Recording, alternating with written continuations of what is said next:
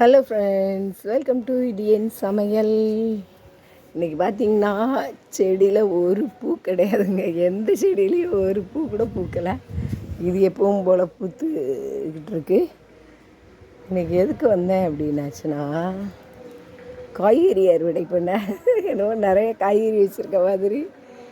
ஒரே ஒரு அவரைக்காய் செடி இருக்குது, அதுக்கப்புறம் கொஞ்சம் கத்திரிக்காய் செடி இருக்குது. இப்போது இன்றைக்கி சாம்பார், செவ்வாய்க்கிழமை சாம்பாரில், அதுக்காக இதில் 1-2 கிடக்கிற அவரைக்காவை பறிச்சுட்டு போவோம்.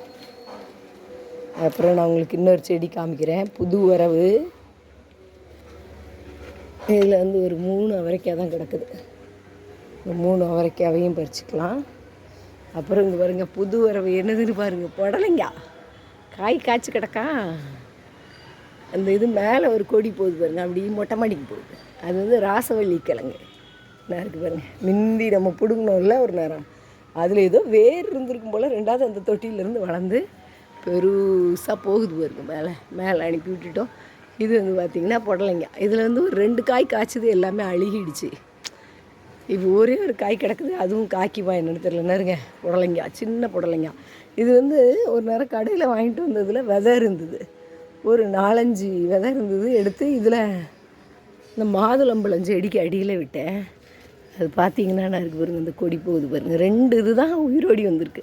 நான் கவனிக்கவே இல்லை. போன வாரம் தான் பார்த்தா மேலே அவ்வளோ பெரிய இலை வந்துட்டு, ஆஹா அப்படின்ட்டு அதில் உள்ள கொடியை பூரா இழுத்து இப்போ இங்கே விட்டு அப்படியே மொட்டை மாடிக்கு போகிற மாதிரி வச்சுருக்கு.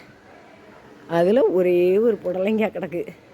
உள்ளே ஒன்று கிடந்த மாதிரி இருந்தது, மீதி இங்கே ஒன்று பெருசு கிடந்தது, அழுகிடுச்சு. ஏன்னா புடலங்காய் வந்து சீக்கிரமாக பூச்சி தாக்குதலுக்கு உள்ளாகிடும். நம்ம வேறு கெமிக்கலாக வேறு எந்த மருந்துமே அடிக்கிறது இல்லைல்ல. ஒரு காய் வந்தாலும் நம்மளுக்கு லாபம் தானே, அதனால் வச்சாச்சு. அதுக்கு பிறகு இன்றைக்கி சாம்பாருக்கு ஒரு 3 அவரைக்காய் கிடச்சிருக்கா. அப்புறம் இந்த கத்திரிக்காய் கொஞ்சம் பரவாயில்லாமல் இருக்குது, இதையும் பறிச்சுக்கலாம். அவ்வளோதான்.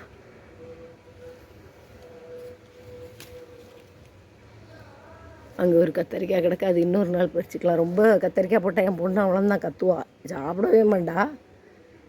ஆனால் எங்களுக்கு கத்திரிக்காய் போட்டால் கொஞ்சம் சாம்பார் நல்லா குழுன்னு இருக்கும். அதனால் ஒன்று மட்டும். இவ்வளோந்தான் இன்றைக்கி வந்து அறுவடை முடிஞ்சுது.